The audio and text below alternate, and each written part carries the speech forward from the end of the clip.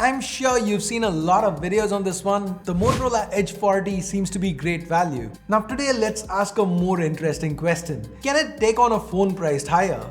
Now the Edge 40, it's priced at 29,999 in India. The Samsung Galaxy A54 on the other hand, this one's priced at 38,999. So how do these phones compare? Hey guys, Ash here from C4E Tech and let's find out. Now when you pick these phones up, the first thing you're gonna notice is how light the Edge 40 feels in hand. And the difference, it's substantial. The Edge 40 is over 30 grams lighter than the A54, and it's not just that. Both phones are about the same height, so reaching the opposite corner when you're using them single-handed, the feel is very similar. But the Edge 40, it's a lot narrower by about 5mm. This is largely due to the fact that Motorola has gone for a curved display, and the phone also happens to be a lot slimmer, 7.6mm compared to 8.2, while Samsung's gone for a boxy design with the A54. On the Edge 40, not just the display but even the back curves at the edges, making it feel slimmer than it actually is. So this again is a big difference when you hold and use these phones. Now both the A54 and the Edge 40 have an IP rating. It's IP68 on the Moto compared to IP67 on the Samsung.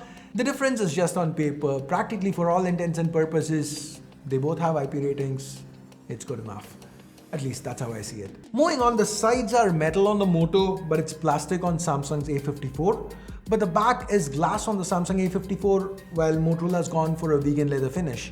Now personally, I prefer the vegan leather finish a little more because it adds to the grip and it also doesn't pick up any fingerprints or smudges.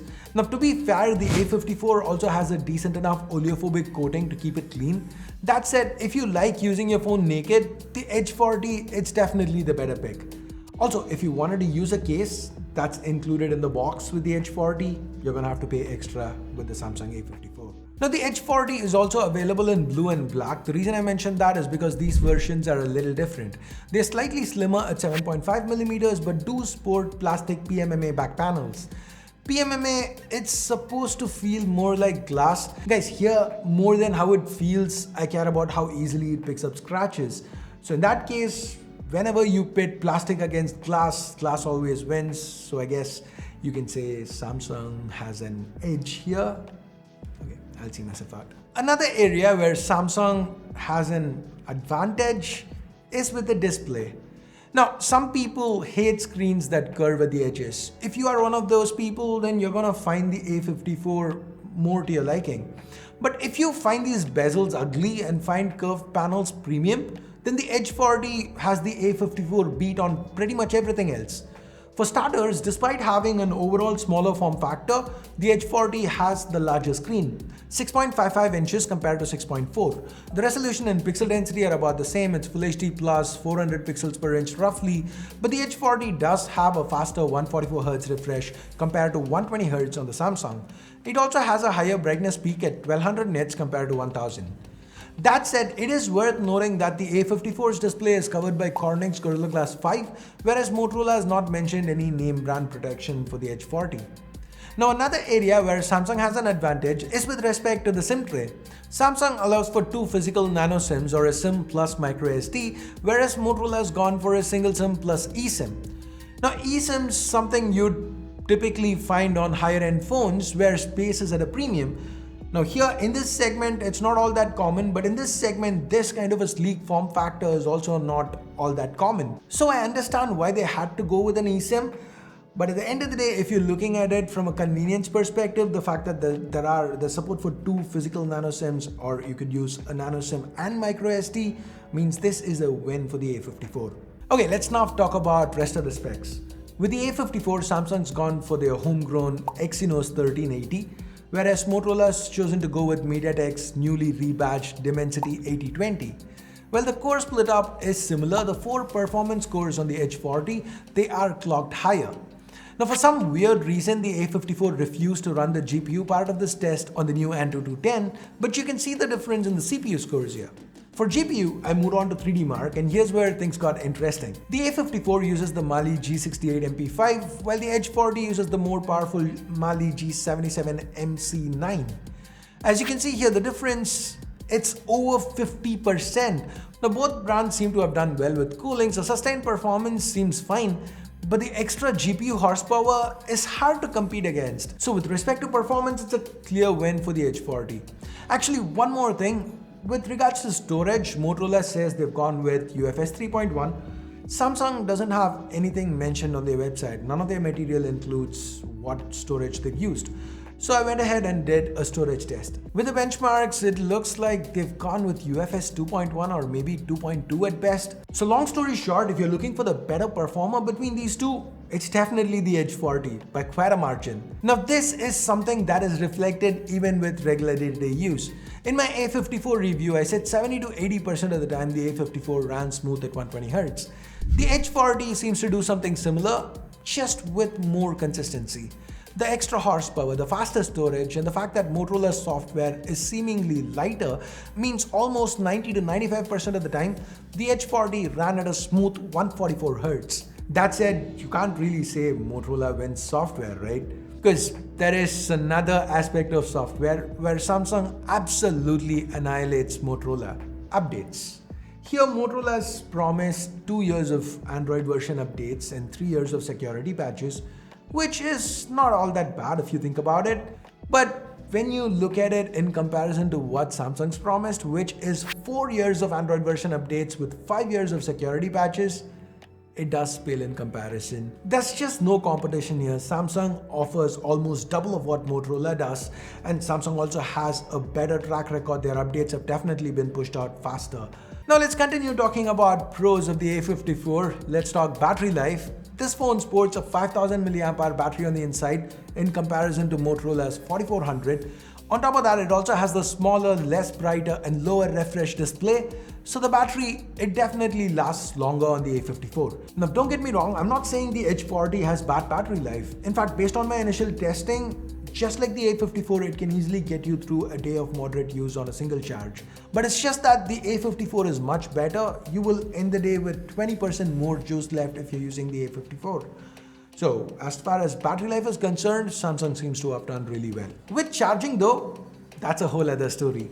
Motorola includes a 68-watt charger in the box, and this gets the Edge 40 from 0 to 100 in just 40 minutes. Samsung, on the other hand, does not include a charger or hell, even a USB Type-C cable in the box. And the A54, it supports only up to 25 watts of charging, meaning it takes you about 50% longer to go from 0 to 100. A little over an hour in my testing. Also, between these two, the Edge 40 is the only one to support wireless charging. Okay, now it's time to talk optics. Both phones sport similar rear camera setups. The primary is a 50 megapixel 1x1.55 inch sensor paired with an optically stabilized lens. What is different here is the aperture of these lenses. It's f1.8 on the Samsung, f1.4 on the Moto, which is something we usually only see on phones priced much higher. Anyways, under good light, outside of shots like this, where you can very obviously see that bokeh, the shallower depth of field at play, the results more or less they're on par.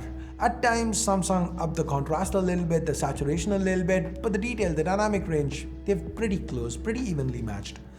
Under low light though, here's where the Moto pulls ahead. Neither camera gets the colors perfectly right. Images shot by the A54 had a slightly pinkish hue to them, whereas images shot by the Edge 40, they strayed a little too much into the greens for my liking. But it isn't bad enough to notice it if you aren't side-by-siding the pictures. When you zoom in though, you can clearly see the Moto doing better. The faster aperture definitely helps keep the shots cleaner. There's much less noise in these images. With portraits, both brands approach things differently. Where Samsung looks to maintain a balanced exposure throughout the image, Moto focuses more on the subject. So here, with the A54, see how the highlights aren't clipped, but the face is darker than you'd like it to be? With the Moto, the subject's properly exposed, but the background has highlights that have been blown out. Personally, for portraits, I like Motorola's way of doing things, but your mileage may vary. Both phones can shoot 4K videos at up to 30 frames per second. Here once again, the Moto shines. The footage is much more stable than the one shot by the A54. The ultra-wides are pretty close, not a lot of differences between them. Samsung has a 5 megapixel macro, while Moto's ultra-wide pulls double duty for macro. Now with selfies, both phones sport 32 megapixel shooters, and here Samsung actually does slightly better with the skin tones. I also like Samsung's processing more.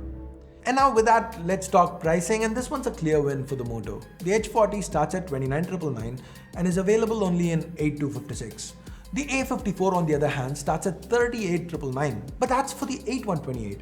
Now if you want the 8256, the price goes up to 40,999. Now if you want an 8256 with a 25-watt charger, the price goes up to 43. Now an 8256 with a 25-watt charger and a Samsung clear case will bring the price up to 44,300. Now the 8256 Edge 40 with a 68-watt charger and a clear case, it's still 29,999. The price doesn't change because everything's included in the box. So the price difference here is almost 50%. So yeah, while the Galaxy A54 does have a few things like Samsung's update policy and battery life going for it, paying 50% more for a phone with a weaker chip inside doesn't really make a lot of sense to me. This one, it's all Motorola. And that's my conclusion with respect to this comparison video. What do you guys think? Do you have a different point of view? Let me know your thoughts in the comments below. And with that, we are at the end of today's video. Thumbs up, thumbs down based on whatever you felt about it. Subscribe, turn on notifications, hit that bell icon if you haven't yet. Thanks for your time. Thanks for watching. Until next time, my name's Ash. You've been watching C4E Tech, and I'm signing off for now. You guys have a great day. Bye-bye.